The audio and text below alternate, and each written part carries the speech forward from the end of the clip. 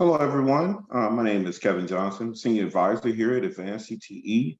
Welcome to our webinar today. We're going to give everyone a few moments to come out of the waiting room to join the webinar. And from there, we'll go ahead and get started. So thank you for joining us for today's Advanced CTE Virtual Learning Series.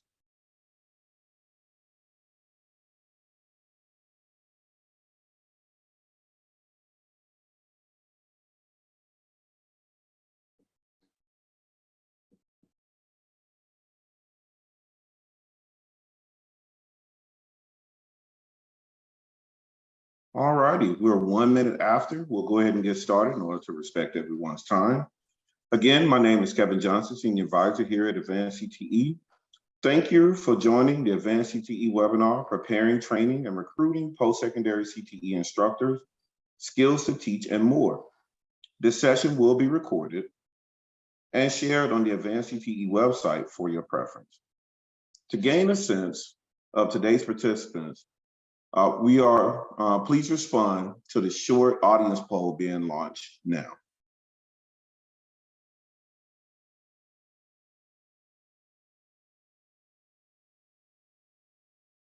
All right, we'll give you a few moments to respond.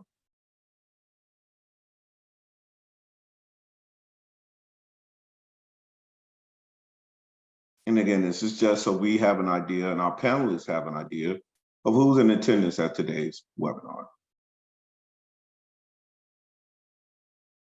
All righty, we're at almost 80. Okay, we're 85%. Few more moments, 30 seconds for everyone to complete it.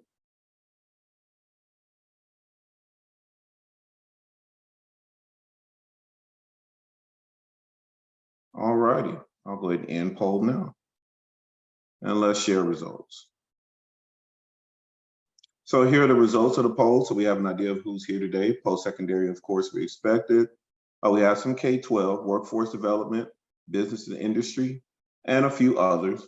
And of course, some shared which state they were coming from. So thank you for being here and thank you for taking this short poll so we have an idea of the audience that's here in place. All right, I see we have someone else that entered. They should be able to take the poll, but we'll go ahead and get started. So as mentioned, this session will be recorded and available. With that, let's go ahead and get started. It is my honor to introduce today's speakers. Today's speakers are, for panelists, we have Linda Von Doren, ED, VP of Education, Emily Griffin, Technical College, Lancelot Gooden, Provost, Valencia College, Jody Adams, Instructor, University of Louisville, Brandon Hensley, Associate Dean of CTE, McDowell Technical Community College. And for our moderators, we have James Bartlett, Associate Professor at Old Dominion University, and Michelle Bartlett, Assistant Professor at Old Dominion University. So with that being said, I'll go ahead and share my screen and turn this presentation over to our moderators, James and Michelle Bartlett.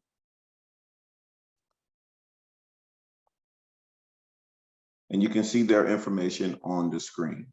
James, Michelle. Thank you so much, Kevin. We appreciate the time to be able to come here and talk about this topic. When we talk about preparing, training, and recruiting post-secondary CTE instructors, it's really an issue that's been impacting the field for a number of years. So again, it's something that we have passion to talk about. Can we go to the next slide? Thank you. So one of the things we want to talk a little bit about how the session is going to be set up. We're going to talk a little bit about some of the research in the field, some of the directions that's going, and then move into where we go into the panel to really do some Q&A and find some information out about that. So if you go back one slide, the problem that we're talking about is really in the US, there's been an increased demand for CTE programs. And when we look at that increased demand for the CTE programs, that is one issue that's causing an increased demand for CTE instructors. So we have more programs across the country that are looking at, the skills and certificates are in that CTE space.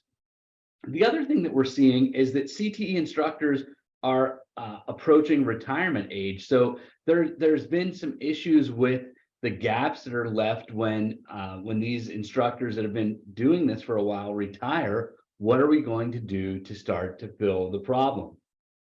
Additionally, there's some research that's been done that looks at the limited pipeline of people preparing CTE instructors. And Howard Gordon out of UNLV did some research that showed where the CTE programs across the country are sort of shrinking and being reduced in size.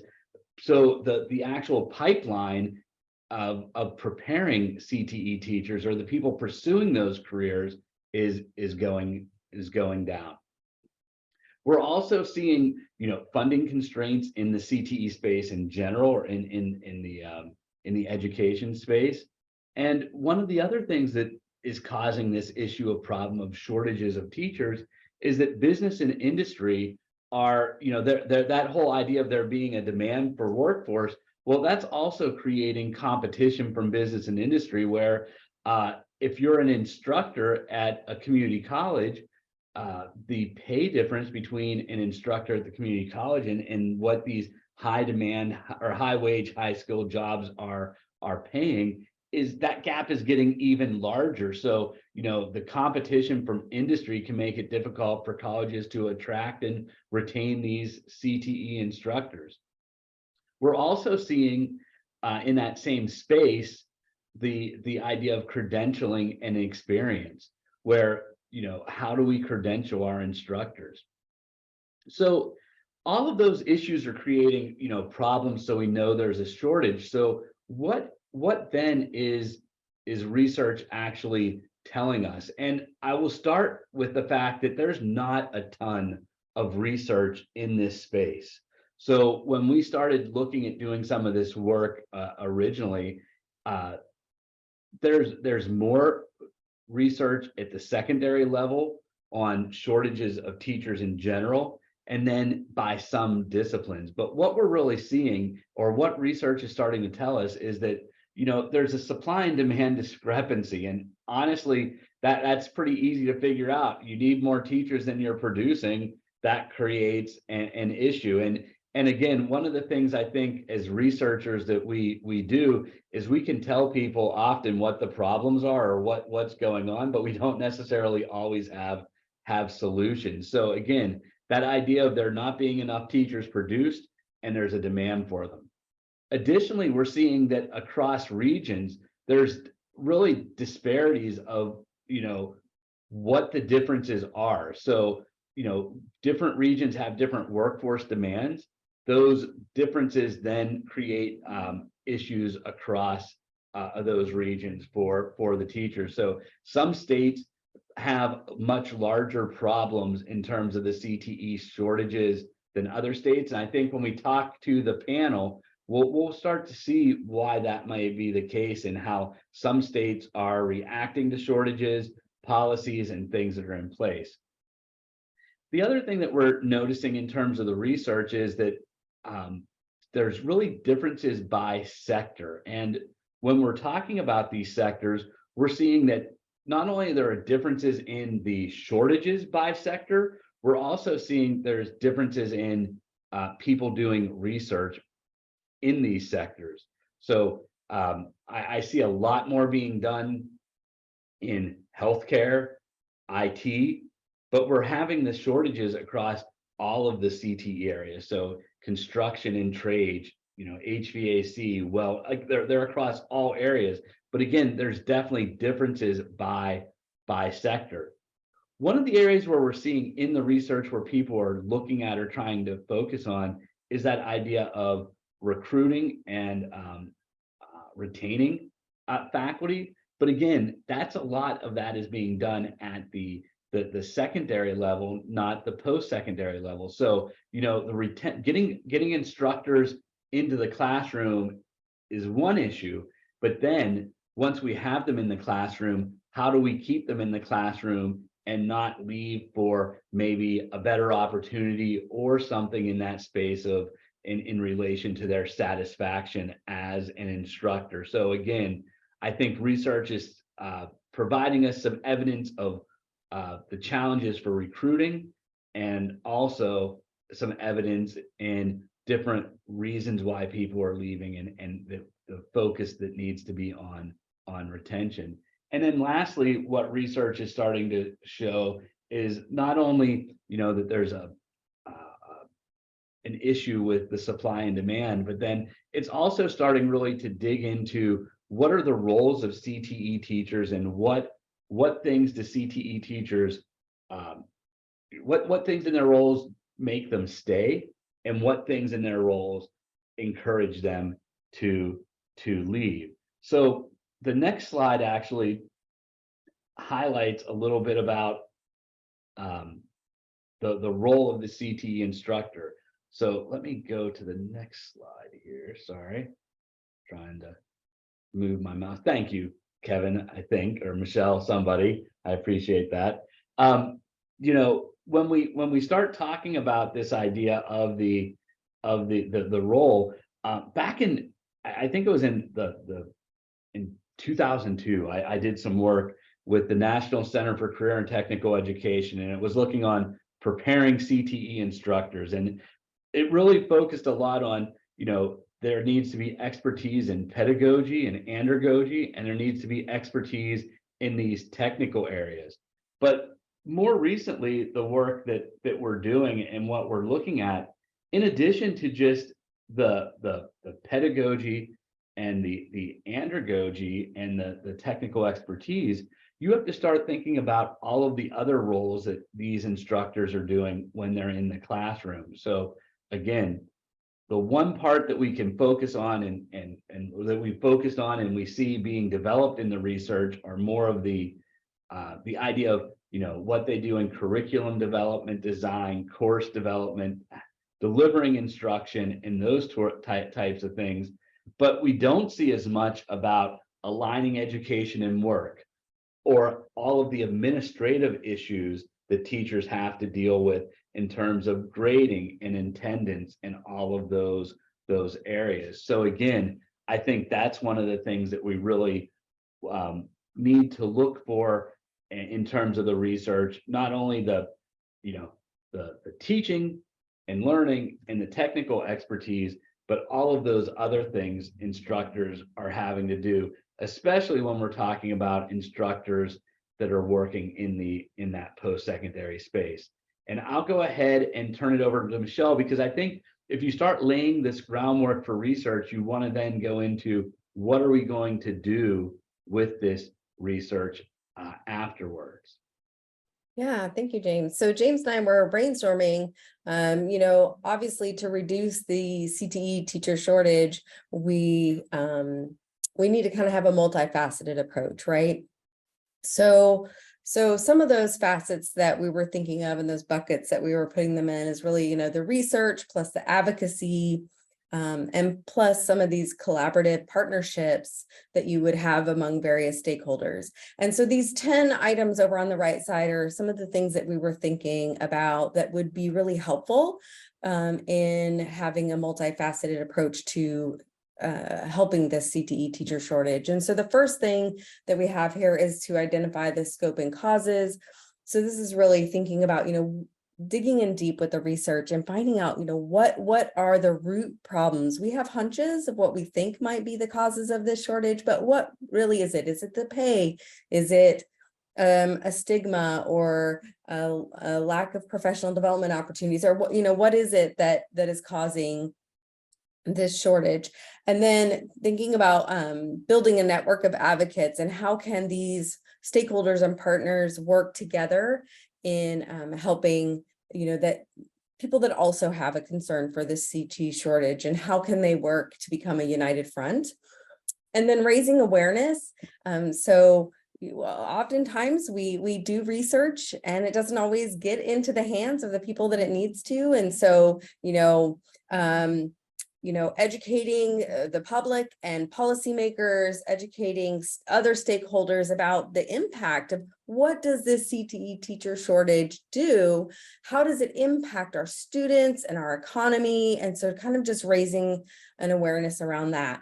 And then how we collect and share our data. So we do this research, we put it in a journal article, and a small percentage of people are reading our work, and it's not getting to those populations that we need to be able to share these findings very widely. So what are ways that we can get this data out there and these findings out there to the people that need to get it, right?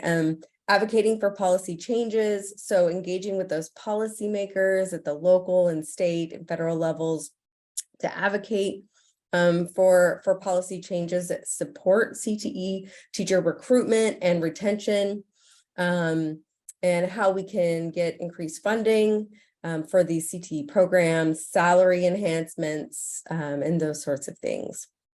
So I'm going to go quickly through this because I know you want to hear the panel. So just collaborating with educational institutions. So what universities, colleges, teacher preparation programs can we work with to find out how are they adequately preparing these CTE teachers for the demands of the profession? How are we able to look at the coursework, the hands-on training, those support networks and mentorship opportunities, and how those sort of things are helping to enhance that real world information that they need, that knowledge.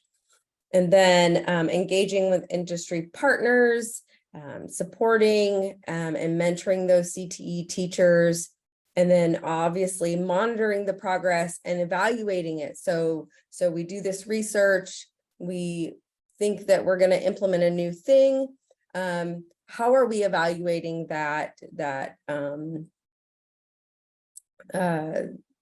new program or that new initiative, and is it, what needles is it moving? And I looking at this list, I realized I was getting ahead of myself and I skipped over one. So this promoting alternative pathways to teaching. So that's really coming up in the research a lot more lately. And I think that's really a good thing. So what are these streamlined certification processes? What's working? And how can we help to transition the talent into these teaching positions that might look different than what we're used to seeing? So moving on into we've established that there's this shortage. It's a national crisis, especially within the CTE. It's exponentially more difficult to fill these shortages. And so how, closing this gap is critical. And so we want to welcome in our panelists to kind of dive in a little bit deeper into these topics and things that they've seen that are working and that we would like to share with you all. So our first, so the shortage. We want to talk a little bit about the shortage, and then we'll get into preparing, training, recruiting, and expanding and diversifying as well. So those are the overarching topics. So James? Yes, and I was going to say we have a number of questions on here that we brainstormed with the panel and that we've talked about in the past. So we might not cover all of these questions when we're going through here, but they're really to help guide what we're doing today. But one of the things I think that's really helpful to hear from the panel is to talk about, in terms of these shortages, what are the biggest shortages that are impacting you in the field, and what are you doing to start to address these? But what are the biggest areas that are impacting you or that you're seeing impacted?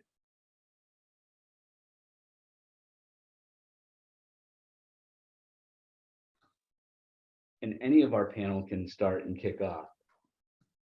I'll start it up. We're having a significant shortage finding building construction instructors, specifically in the HVAC area. We're having difficulties in our health services, so nursing, CNAs, FNPs, medical office technicians, kind of all those realms. And I'll build on that. We're seeing the same in the nursing and healthcare profession as well, but also in computer science and programming and our engineering technology programs, especially around robotics. And when you think about, how AI has really changed the way we work, I think we're seeing some gaps there, and how things are changing in our workforce and our industry and those demands. So those are some areas we're seeing some of our biggest shortages and challenges in terms of, getting, qualified faculty to teach in our programs. So that, and again, we can, other panels can respond to that, but the qualified faculty part that you just said, I think that we want to, try to maybe address that when we're going through here a little bit also about, what qualifications are we seeking now? And again, anyone else that would like to talk about the shortage too, or what shortage areas, that's fine, but just what are the qualifications that are impacting that shortage? So I would echo the healthcare educator shortage, especially in Kentucky. We're having the biggest amount of turnover and churn and job postings in especially qualified health science teachers at the secondary and post-secondary level.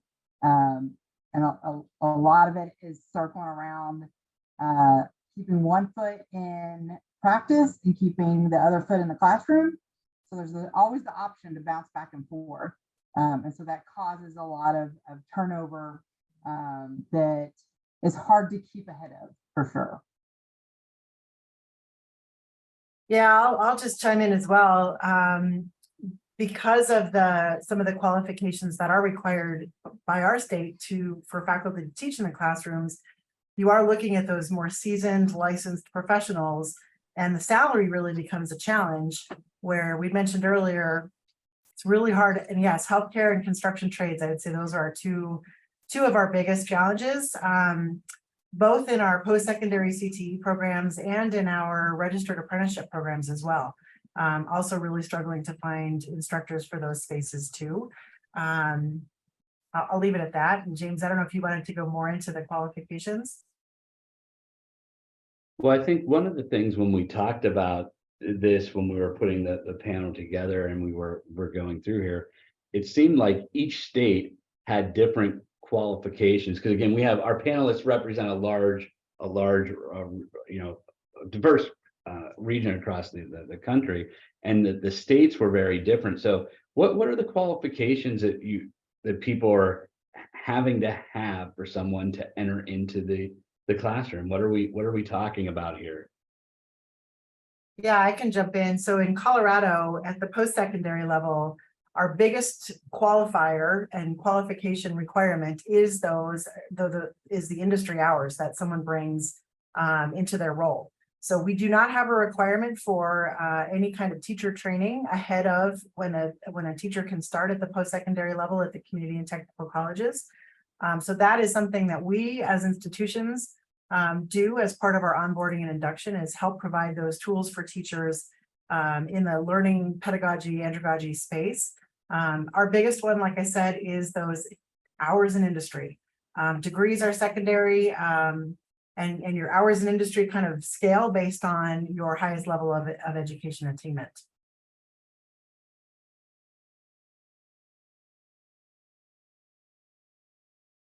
So one question that's on this slide before we move to another topic is, so we've talked a little bit about how they could get paid so much more in practice, right, for their talent that they have, and we want them to come into the classroom. And so even those who are coming back to say we want to give our time to the next generation, how is the prep time?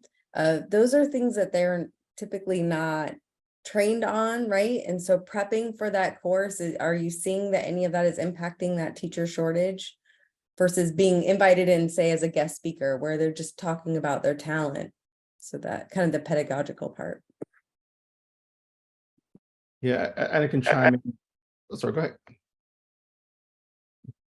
No, I was going to say, we're seeing some challenges there here in Florida. I think when we tap into, let's say, our part-time faculty pool, one of the key things is the flexibility in hours. When we bring the experts, they're in the field working. So it's not that they're just teaching part-time and not working in the field.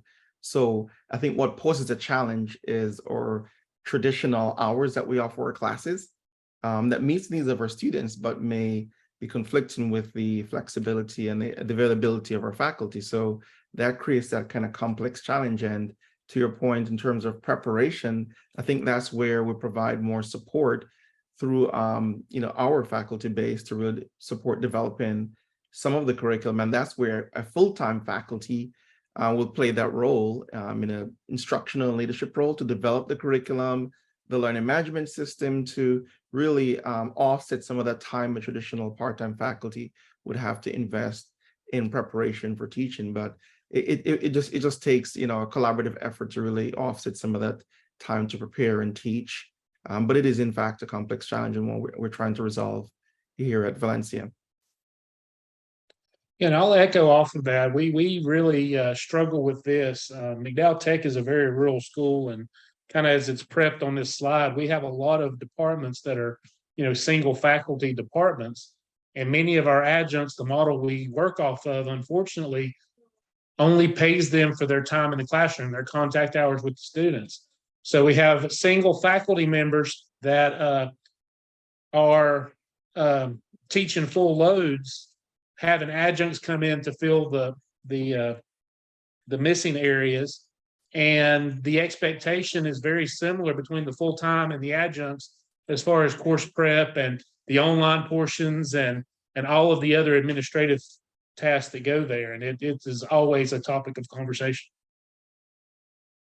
One of the things in that space, I think, when we talk about research and we look at research in the field, I've worked with one of my doctoral students a few years ago looking at the full-time and part-time CTE faculty, because a lot of times we say part-time faculty might not get as good of outcomes as full-time faculty at the community college.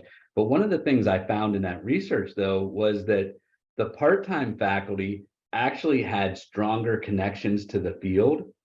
The students connected more with those individuals. So I think one of the things I just try to point out when we talk about this work in the CTE space is that we probably want to make sure that we're looking at the CTE faculty separately than all community college faculty in general, because I think a part-time HVAC instructor that comes to McDowell Tech to teach after work is different than a part-time English instructor that's going to 5 different community colleges to try to piece together a living. So again, that's one of the things I like to just put out there and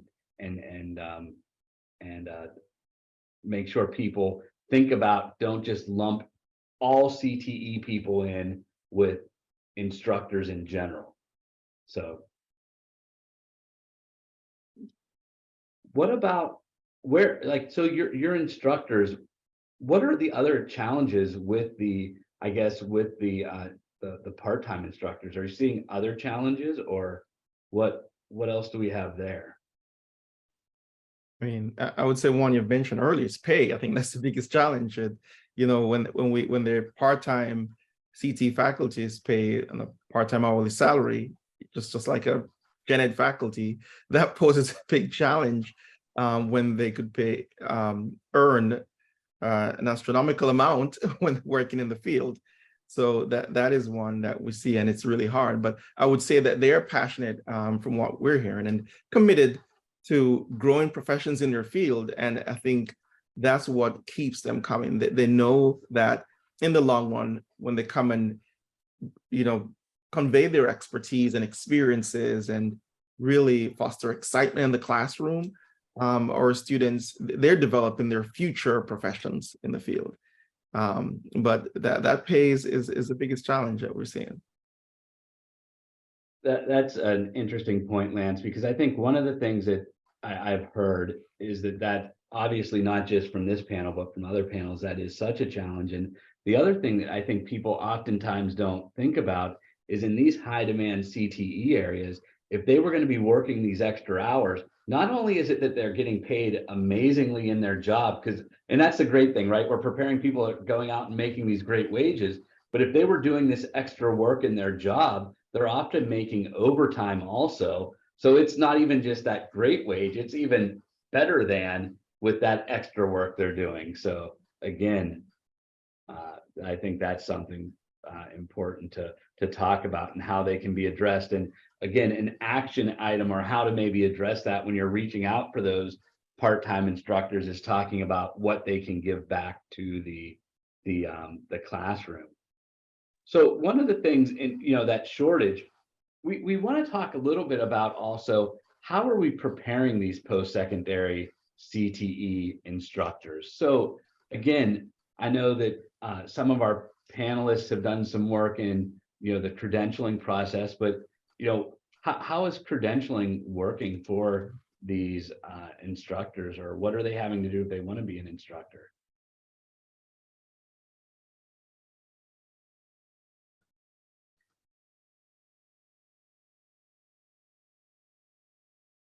So in Kentucky, for post-secondary, it's a SACS accreditation issue, and it comes down to their degree.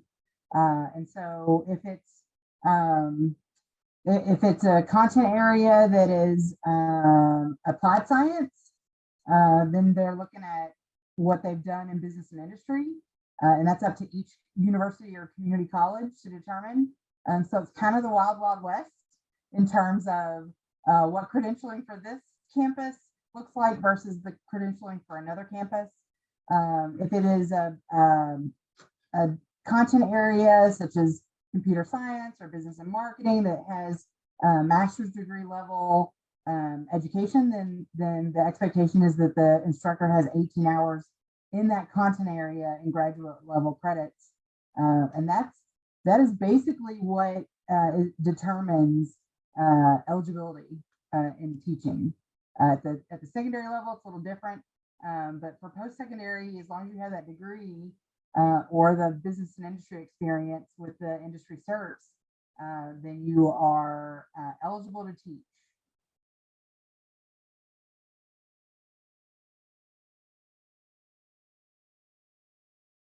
With the increase in dual enrollment, one of the things I think that that Jody just mentioned, the differences between the secondary and the post-secondary.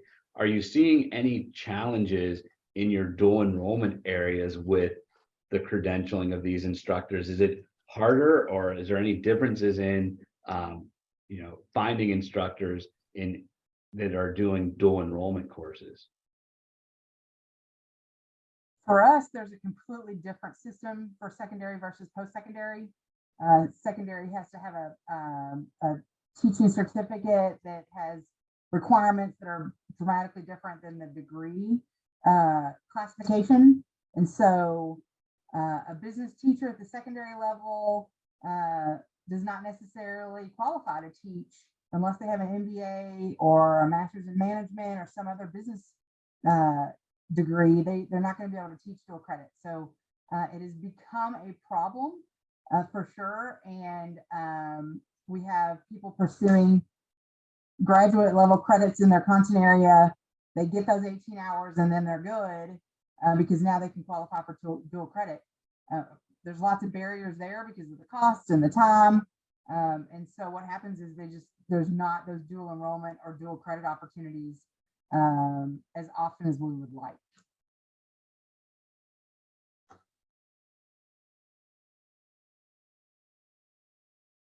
What about in any of the other states? I'm sort of curious now.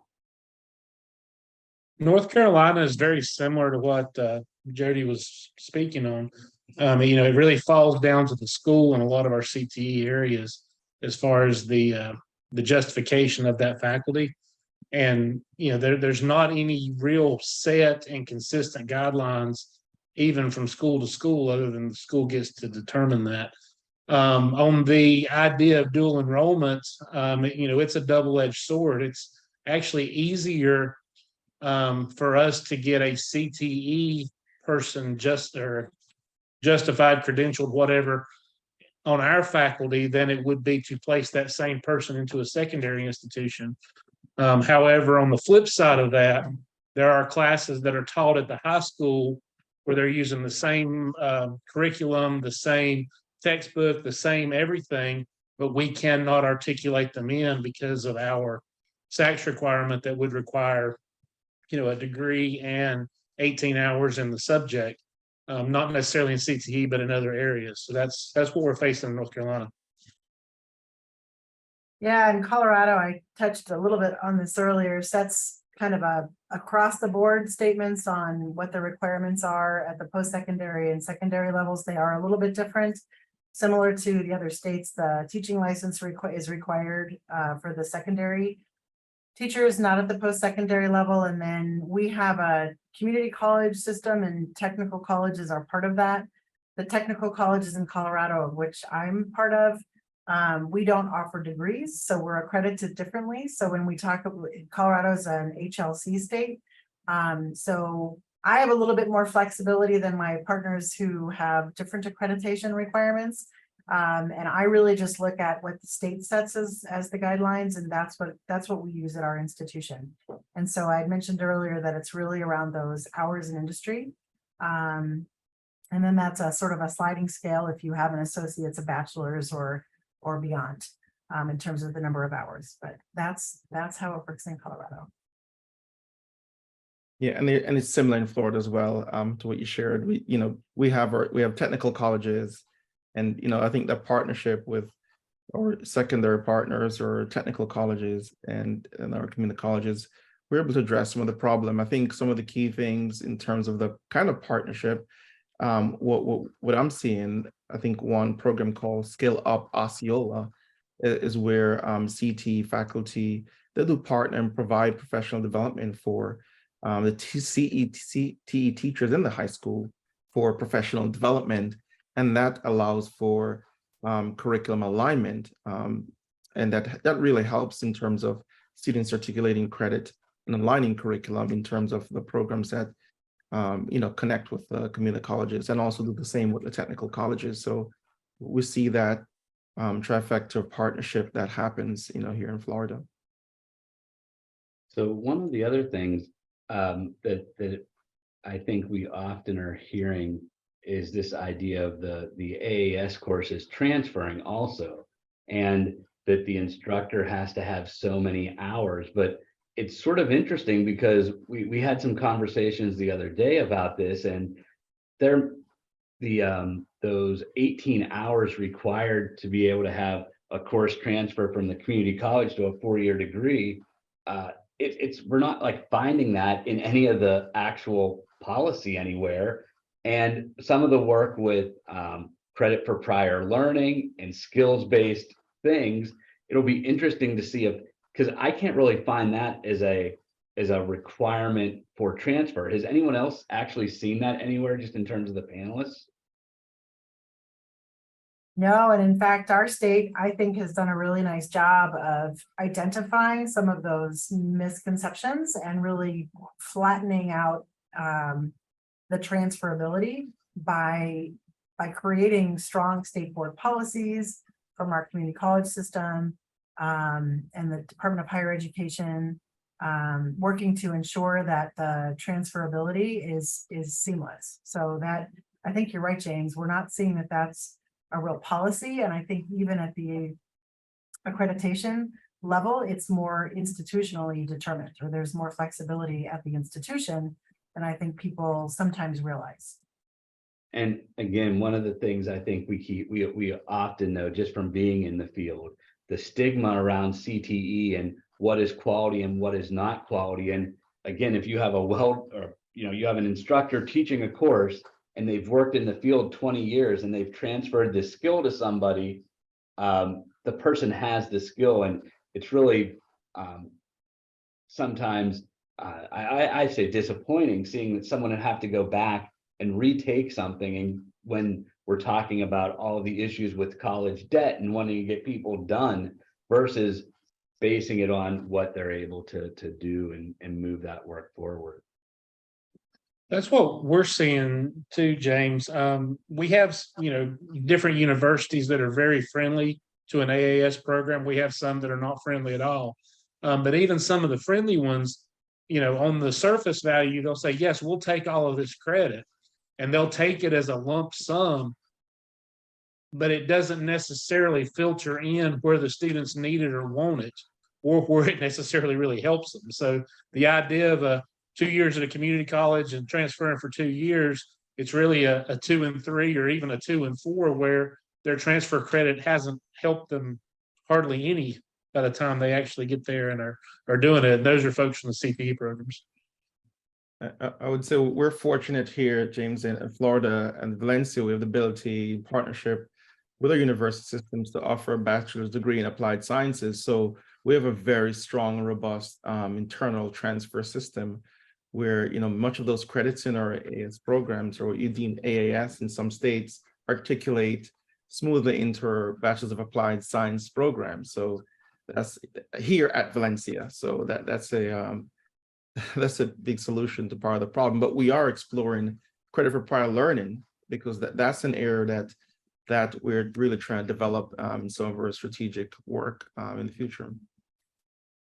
Yeah, and again, I think what you just said, Lance, and what was said about Colorado, making people aware of the policy, because those things actually impact then the it's creating issues on the shortage, because again, why do we need to teach a class a second time if someone already has the skill when we don't even have enough teachers to teach a class the first time around, right? So again, you tie those things back into that. It's creating more of a demand, which when you don't have enough of a supply, it becomes an issue.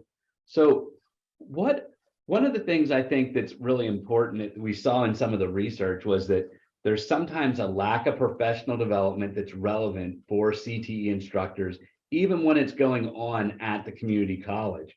What are your schools or other schools you know about doing to be providing professional development for these new instructors? So once we get them away from industry and we talk them into coming into the classroom, they're making more money, we actually keep them there. So what things are you seeing for professional development? And do you see that sometimes there's not as much relevant professional development for these CTE instructors?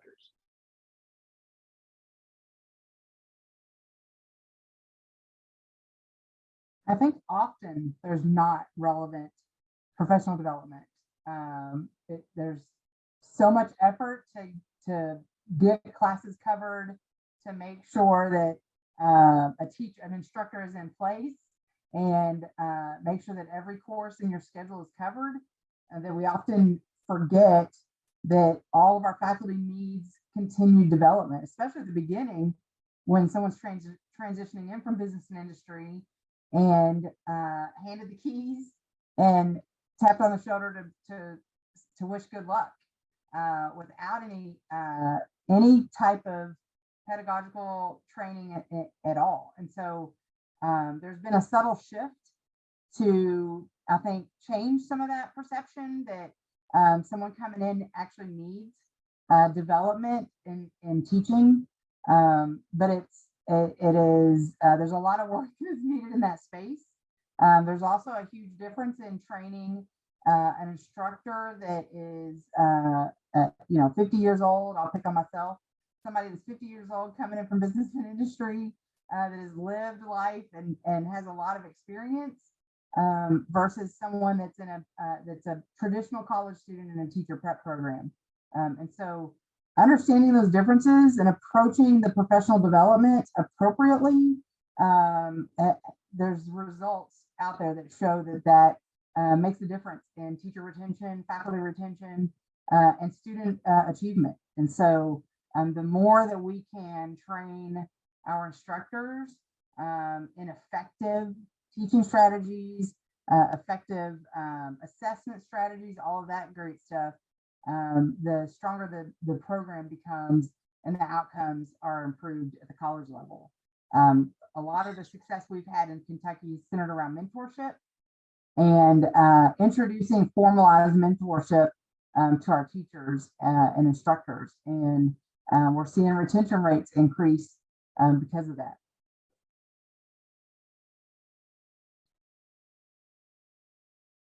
I don't know if we have time before Q&A, but let's just transition really quickly if we can to how do we expand and diversify the field? I don't know if we can do that topic justice in just a few minutes, but any nuggets of advice or tips that you've seen help would really bring a rich discussion to at least give us something to think about.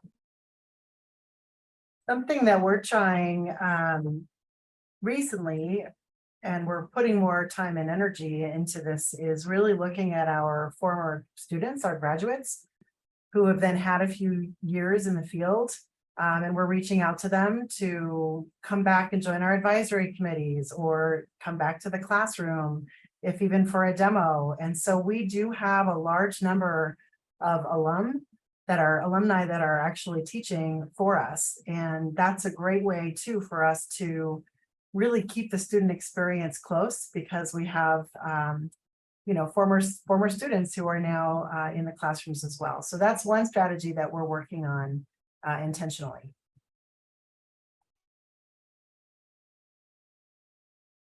I think what we're exploring, I think I mentioned earlier, is really just how can we just really lift up credit for prior learning. There are a lot of individuals out in the field with tremendous number of years of experience, and I think we can look at opportunities to tap into that workforce and partner with an industry, and look at opportunities to credential them. It goes back to that credentialing piece, but credit for prior learning is an important mechanism for that, and that's an opportunity to really diversify our field.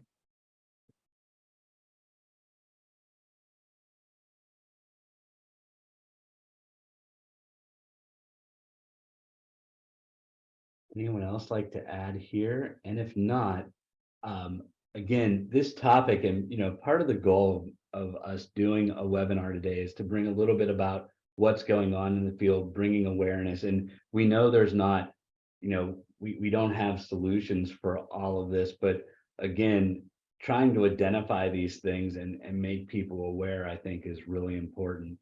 Kevin, do we want to go ahead and move to the Q&A? Yes, thank you, James. We'll definitely go ahead and dive into the Q&A. And what I'll definitely do at this point is start with the questions that were most recently submitted. I have Joe Collins. He's interested in hearing any effective strategies to help recapture or re-engage those educators we lost during the pandemic due to burnout, career changes, attrition, etc. I see the smiles. I see Florida wants to jump in. Let's say that's a tough one. I don't know if we have a solution to that problem. But it's how do we get them excited again about the work that they've done in the past? Maybe posing that question back. But I think it is a real problem, and we don't have a solution right now. But ultimately, we know there's a need, and the passion, reignite that passion and excitement to really grow the profession, and create opportunities that provide more support. I think I see some of those in the chat. How can we support better support faculty with the resources they need, and a community that views them as valuable in terms of the work that they do, and demystify the misconceptions about our CTE programs in our community college system and the workforce. Anyone can chime in. Well, I just want to say, I know that Michelle, whenever COVID started occurring, she worked with a number of community college instructors to try to help. She really led a program that helped North Carolina take things online. And I think that one of the things in that space that we realized was that it was not online teaching, or it wasn't really the best instructional design. It was really fixing an emergency. So maybe at some point reaching out to some of those instructors and letting them know, or trying to get them back into the classroom, co-teaching or doing things together, because again, it was a disaster at some level for people, and it wasn't, and when they hear, oh, we're keeping some things online, well, things that we're keeping online now are going very different than what it was at the beginning of that transition, I think, too, just from my perspective.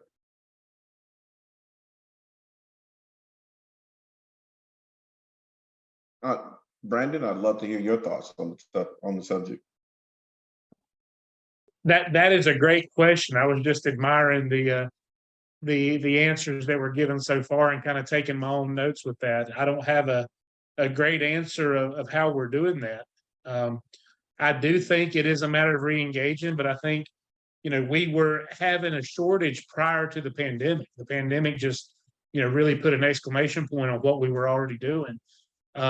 So I think it goes back to some of the other pieces that the panelists have brought up, and maybe some of the things that we know about, taking care of our faculty and raising up new faculty, taking our graduates, let them get a few years in the field and hopefully recruiting them back in. But as far as the question at hand, I don't have a great answer.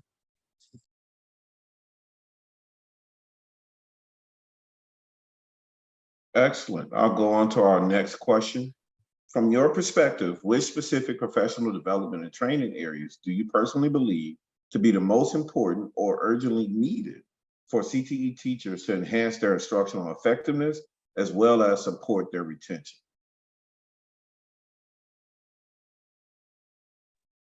Got some great questions from our participants.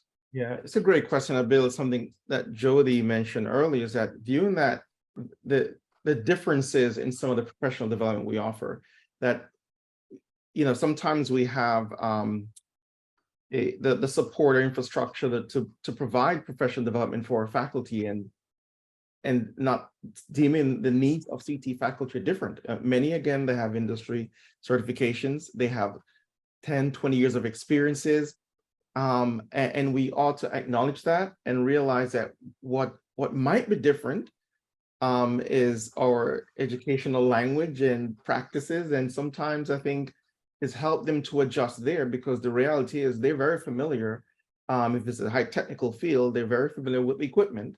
There's no need to provide support there, but it's the assessment piece, and maybe look at things differently. How we assess our grading policies. Well, we can learn from them because they know what we're preparing our students for in the workforce, right? So I think it's really customizing our professional development and doing that in partnership with our CTE faculty that acknowledges the experiences they bring from industry, and really for us to do things differently as an institution. And I want to build on that just a second. The other thing that I think is critical is timing and the audience that they're sharing the platform with. We're getting ready to bring students back next week, and we're talking about professional development. But I can see my CTE folks in my mind right now as we start talking about some of these subjects, and as the conversation gets kind of taken over by some of our traditional academic faculty in the room, that they'll automatically shut down and miss out on any of the good pieces that we got for them. Jody? Well, so we've made a concerted effort to really focus on some of the aspects of dealing with or working with our students at both the secondary and post-secondary levels in regard to things like social emotional learning, trauma-informed practices. Those terms didn't even exist when I was in school, right? Never heard any of that. Those phrases when I was in a traditional teacher prep program. As an alternatively certified teacher and an adult, none of that ever occurred to me. And so, especially someone rolling in from business and industry like I did, and a lot of the instructors are coming straight from the job site or the ER room or wherever their environment was on a Friday and rolling right into a classroom on a Monday. And so a lot of the teenage brain, the young adult brain, a lot of those aspects of teaching that would never did occur to me, and most of us as adults, that now play a bigger role in education than it ever has after the pandemic. And so focusing specific time on those topics, weaving it into the instruction has really produced some results in terms of instructors being able to develop better relationships with students, know what job sites that they're going to be better matched with, those kinds of things that make a difference in student achievement. And so specific topics that can be focused on that create a broad positive result have really made a difference for us. One of the things I would like to add with that to that question is that there's work from the Lee Schulman, who is the president of the Carnegie Foundation, did a lot of work on pedagogical content knowledge, and that there's certain ways to teach your profession. And we often lump CTE teachers all together in training with academic teachers, and we are not taking into consideration, and what Brandon said, if it's on how to do your lab better, maybe these teachers would be more engaged in that professional development, because what they do is teach welding in labs. They don't have people reading English books and engaging in online instruction the same way. So I think that whole idea of pedagogical content knowledge and making sure you're providing them training on what they need is, Robert might really address what needs to be done first. And Lunda, before we go into our close. Yeah, I'll echo, everything that was said, I think is spot on. And from our perspective too, that timing is something that we're working on now, and really gathering the feedback from the instructors of what they think they need most at the time. So if you're on that Friday afternoon before you start class on Monday, you're going to need something very different than if you're about a year into your practice and you're just trying to figure out, how can I improve my lab, right? But in those first, the idea, we want to make sure that they're happy early on so that they feel efficacious enough to want to stay, and then we'll build that induction program to really offer that just in time, and with a further out kind of thinking about the overall experience that a teacher has. And Michelle, any final thoughts? I'm just so glad that we were able to come today and put our brains together and our stories from all the different states, and really, hopefully this generates more conversation about this shortage. Thank you, ma'am.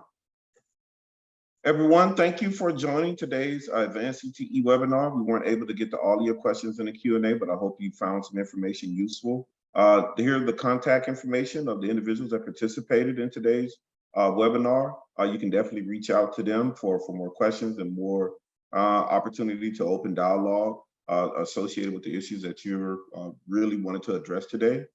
After leaving this meeting, please complete the quick evaluation that will pop up in your web browser. We want to make sure that this series is meeting your needs.